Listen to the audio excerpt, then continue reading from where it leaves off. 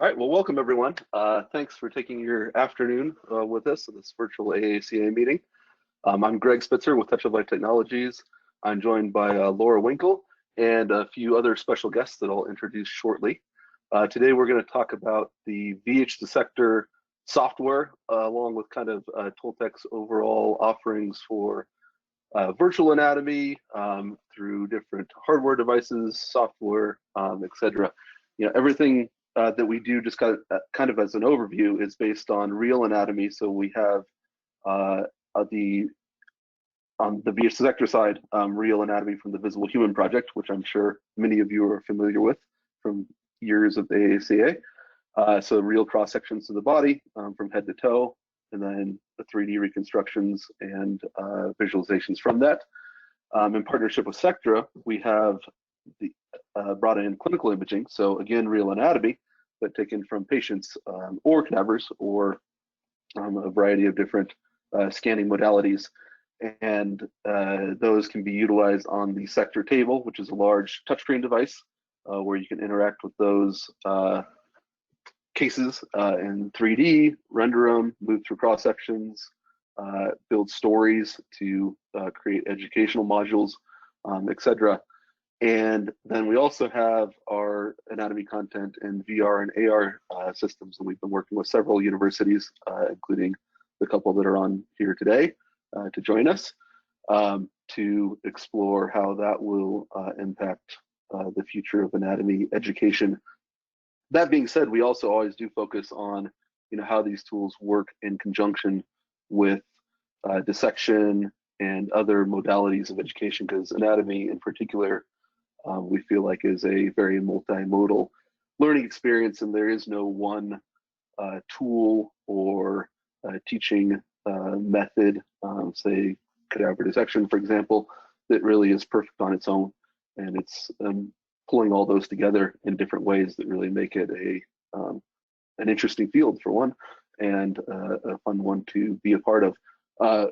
As far as our overall platform, one thing to keep in mind as you watch today, so we'll walk through the software as you would see it on a student laptop or your laptop, but it's available across these range of devices, and it's all a single platform. So if you develop content for one device, you can then go expand into VR and AR and utilize it there, utilize it on the table, and it all fits together because at different times you have different resources, whether they're staying at home or our current situation.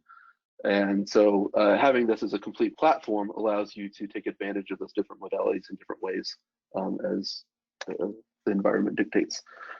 So moving along from there, we'll get into, we have a couple special guests today from University of Florida College of Medicine, Dr. Kyle Arari, who has been using the VH Dissector for several years, along with Sarah Weitzel, who is kind of the makes everything work from a technology standpoint, and really has been instrumental in how they utilize the software and can integrate it into the curriculum.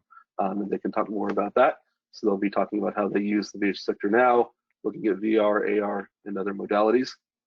And Dr. Jeff Fall, who's currently at Albany Medical College, he started with us at UNLV School of Medicine, creating a virtual anatomy instruction there using the Sectra tables and VH Dissector software, and has now moved to Albany and is working closely with Dr. Michael Smith there on integrating the virtual anatomy from the Sectra table and the VH Dissector with their dissection curriculum and their clinically oriented curriculum there.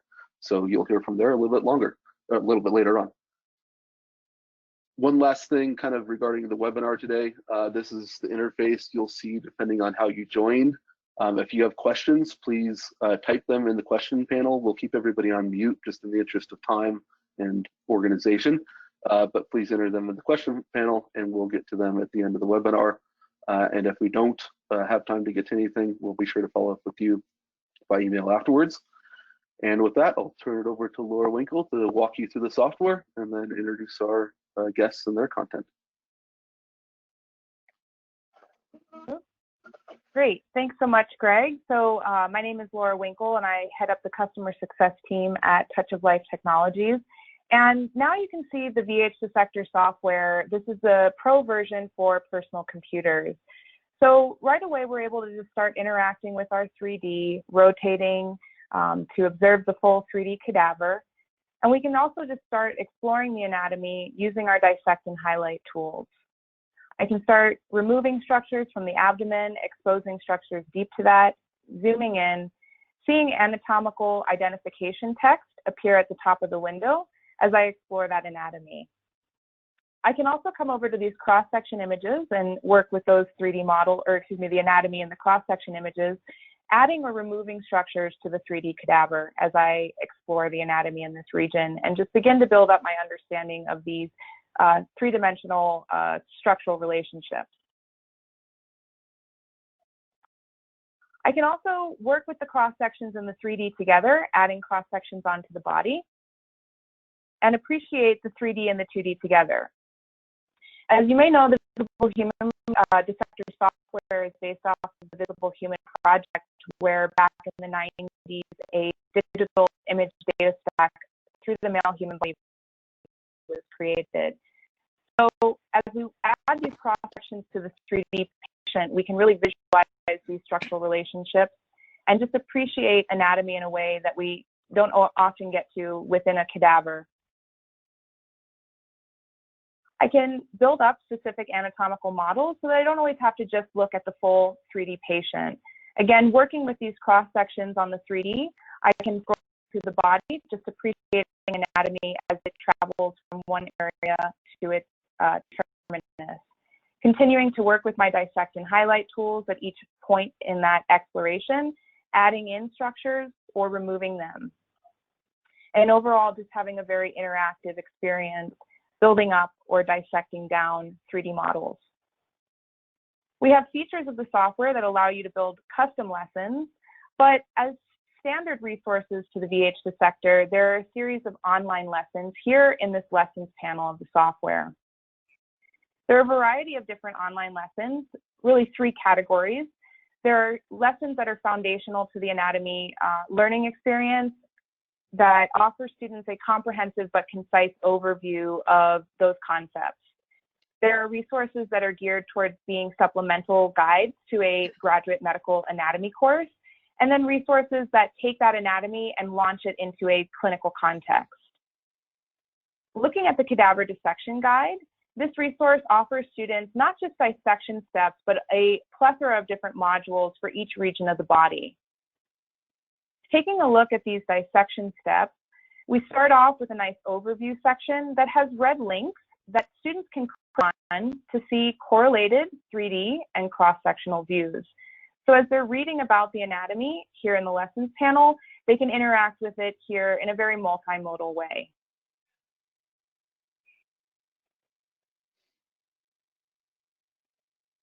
As they move from that overview section to the steps throughout the cadaver dissection guide, they'll have information, again, just walking them through how to perform the dissection. And likewise, they have these red links throughout to complement the dissection on a real cadaver, as well as these static images here in the human body where structures have been labeled.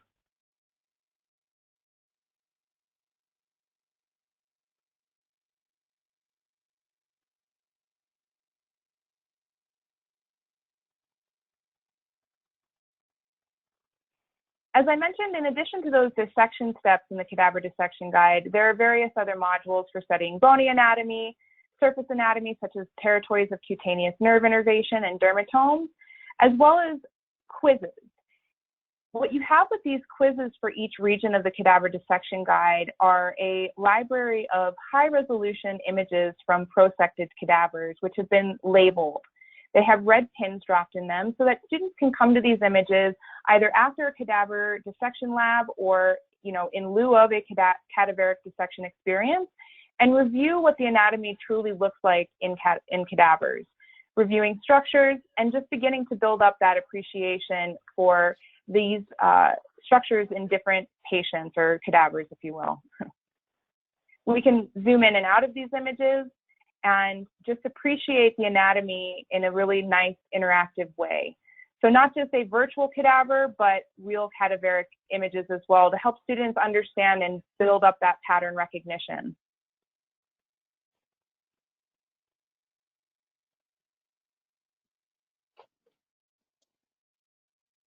In addition to the cadaver dissection guide, taking a look at one of those clinically oriented modules, we have the radiology library. In the radiology library, you have 4 different imaging modalities available to you, where you have static images from these imaging modalities that have also been labeled. So ultrasound, radiograph, CT, and MR images. For any image that we select in the radiology library, we're going to see a static image here in the lessons panel and correlated 3D and cross-sectional views that can be interacted with so that students, again, can appreciate the anatomy in these different modalities. I have a list of terms here in my lessons panel that I can click on to see highlighting applied to that medical imaging modality.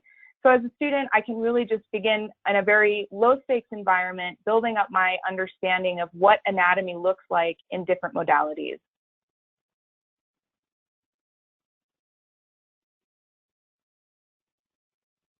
With the ultrasound library, we have a similar exploration that we did with those MRs, where again, we have a list of structures that we can click on here to see highlighting applied in the static image. With the ultrasound imaging, we also have a nice scout image here that can be utilized to help students understand where on the body the transducer is being placed to capture this particular image. Using our cross-sections tool, we can really bring things together, adding those cross-sections to the 3D cadaver, and just fully understand how we're capturing anatomy when we place the transducer, the ultrasound transducer on the patient like so. And again, we can continue to explore and just appreciate anatomy in each of these different images.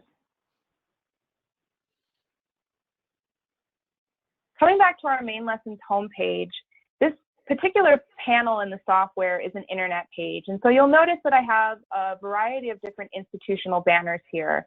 And that's going to lead us into our discussions with our guest speakers, Dr. Fall and Dr. Rary. So starting first with Dr. Fall from Albany Medical College, he has built lessons that are linked to their learning management platform, Sakai.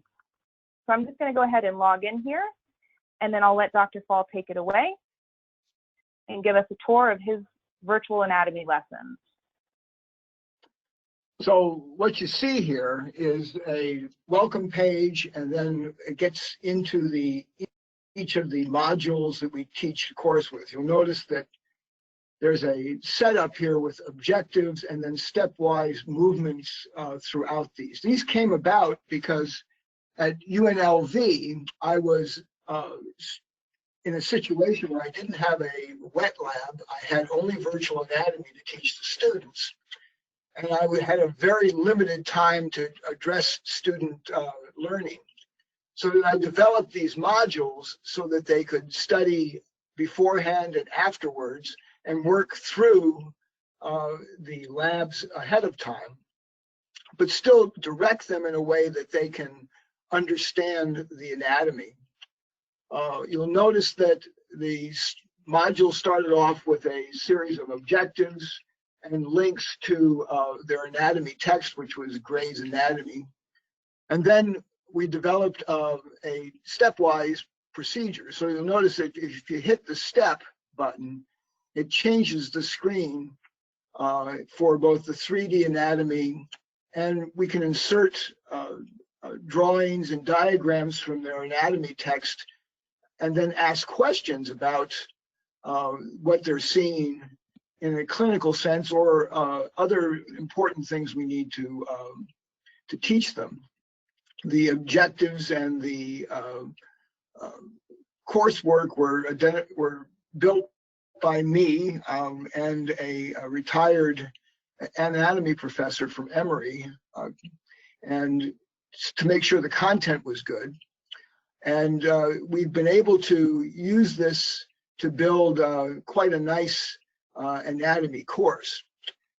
Following UNLV, I moved to Albany, and here there's a dissection lab and a virtual anatomy. So that what we're trying to do is integrate the virtual and the wet lab anatomy experience. We've decided to use the virtual as a pre-anatomy course. In other words, there's a series of taped lectures plus these modules that the students go through before they enter the lab.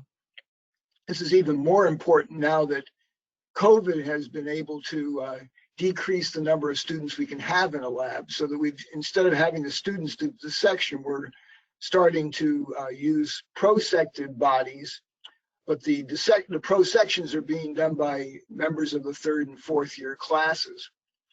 So that it's a total experience of anatomy throughout the whole medical school career. So that in April of this year, we were planning to start off by running these two modalities in coordination, but COVID hit, and all of a sudden we couldn't use our anatomy lab, and we were left with how are we going to teach the anatomy? And fortunately, we had all these modules built up, so we principally taught anatomy virtually in April and May of this year, and covered the GI tract and the pelvis and perineum to good success. The students were receptive to this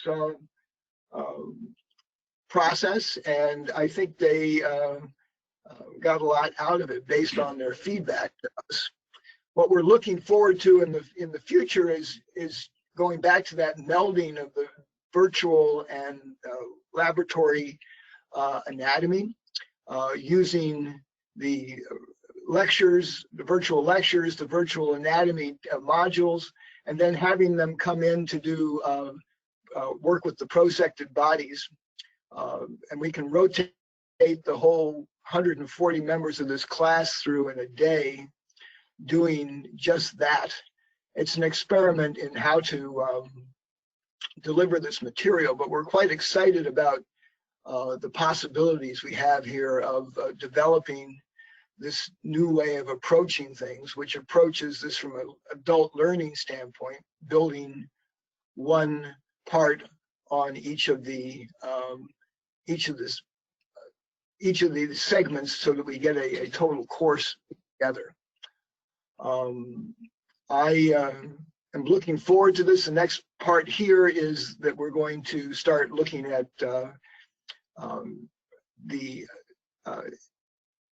using goggles to work through these same kinds of modules, and hopefully looking at this from an entirely different process.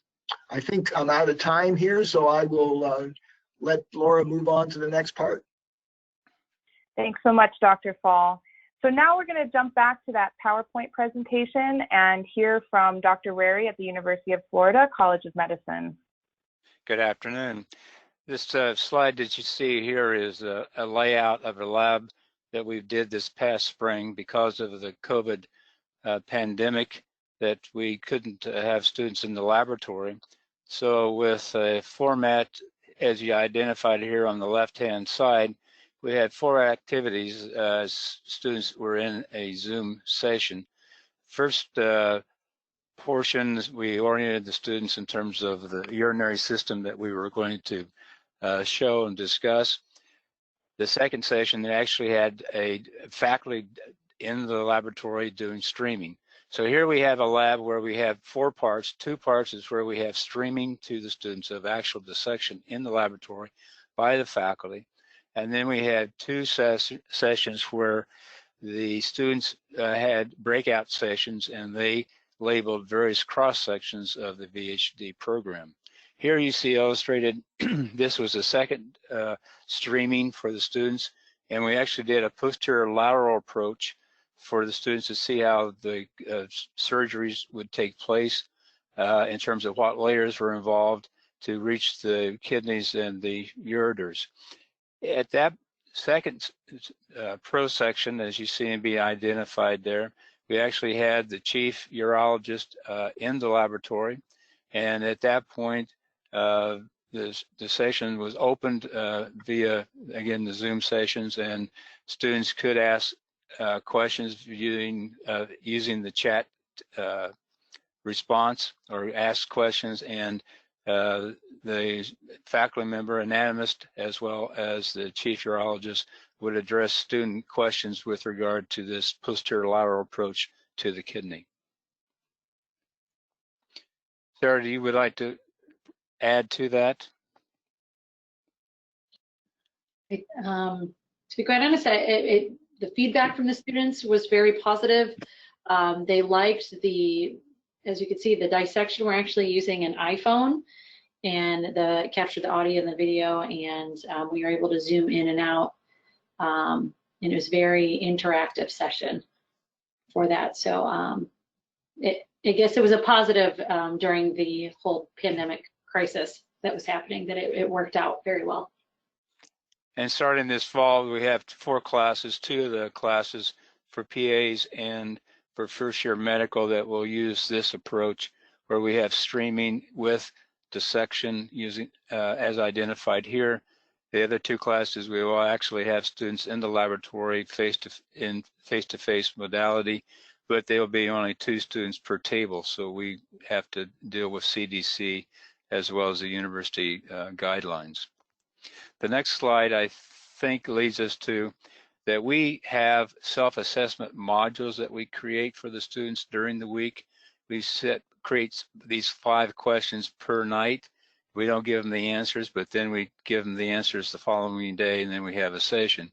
What we try to incorporate is more than one image in the different, whether it's a cross-section or a 3D model. So students can't memorize. It's not that we don't want them to memorize, but we don't want them to take time to just try to memorize and think they can pass the anatomy. So we try to create utilizing cross sections or the 3D model, or we'll see momentarily, we actually use our online dissector as in the 3rd panel window, and we use Camtasia to capture little 30 seconds or 20-second questions. So here you see this was going to be the ligamentum arteriosum. We have on one side we have our online dissector that we're trying to integrate the different resources, the 3 different resources that we want our students to integrate to have for their learning, for their retention and recall of the relevant clinical anatomy. So the next part, I was going to go over the AR/VR tools that we are introducing here at the University of Florida. We started expanding and looking into these options about 2 years ago now, and we don't have any intention to replace the traditional dissections, but we hope to enhance different perspectives that you can get using these special tools. So this video is showing the VR option using the Samsung Odyssey headsets that allow us to, a good chunk of things that we try to do is highlight the anatomy that might be difficult to see, that we can't see in the cadaver very easily. Sometimes we try to translate, the 2D images, the radiology images to the 3D perspective. We can share different cases and look at unique cases of variations of things. We've noticed with the AR and the VR headsets, it also builds interaction and collaboration with some of the existing anatomy teams, but it allows them to do and explore the body in a controlled, safe environment. So with both the traditional anatomy and the virtual methods, we hope to enhance instruction and provide additional tools for those visual learners to really grasp the material. So going into the future, what we would like to expand into is more the AR side of things. We've played around with VR, but we'd really like to get in to possibly using the HoloLens 2 devices, potentially in the lab along with our cadavers, and potentially overlaying some radiology imaging of those cadavers. So those are kind of future goals, and we're still working on those pieces. We haven't dived too far down in there, but that's kind of how we use both here at the University of Florida. Thanks so much, Sarah, Dr. Rary, and Dr. Fall, for sharing how you guys have been able to incorporate and implement these resources, not just when you first got them, but over time. So we'd like to open it up to questions at this time using that chat feature of GoToWebinar.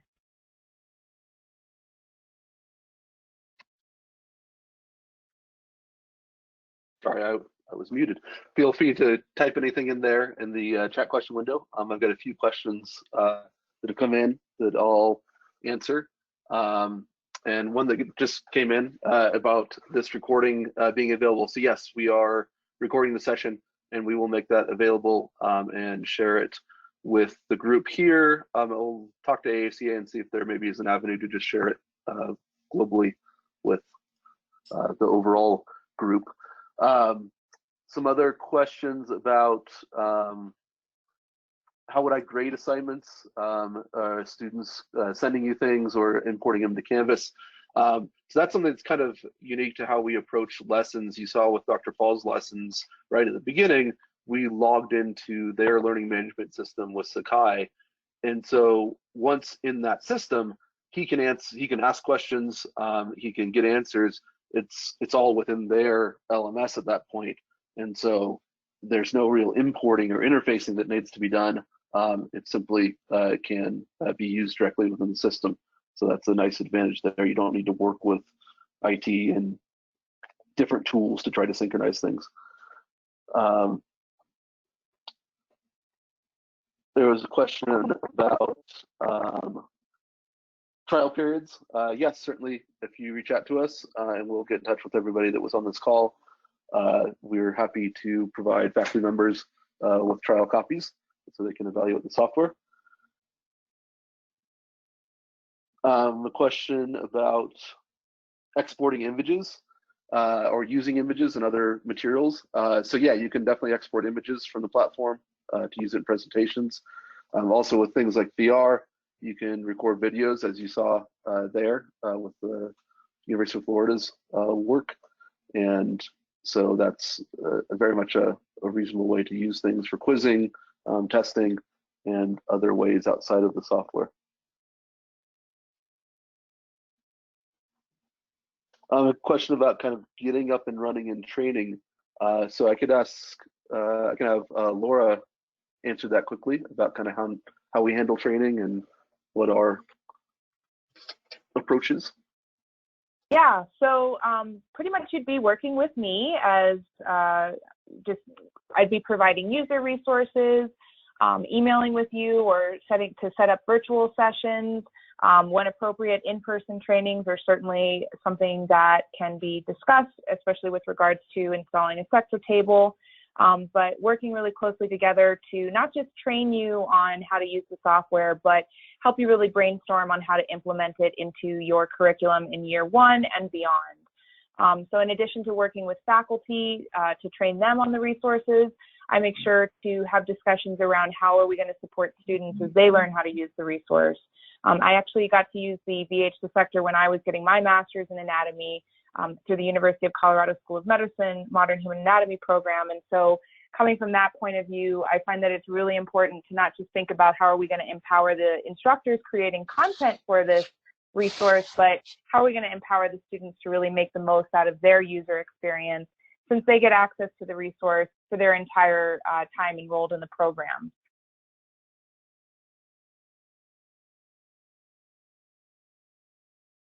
Just a quick note for Dr. Paul from Louis. It was great to hear you again. He's on the call. Okay.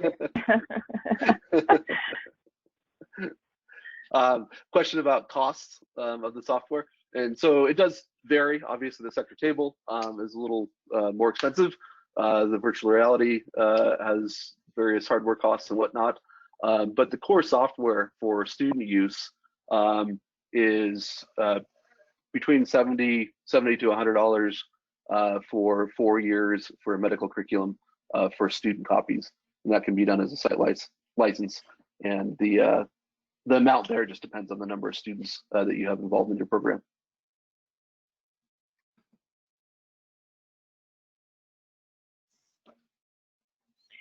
Great. Well, so that just takes us to the top 30 minutes of our session. So we'll definitely be following up to share this recording for those of you who are able to attend. And like Greg mentioned, we'll be exploring how to share this through AACA. Any additional questions, please feel free to reach out to sales@tolltech.net. We look forward to hearing from you in the future. Thanks so much for attending our session.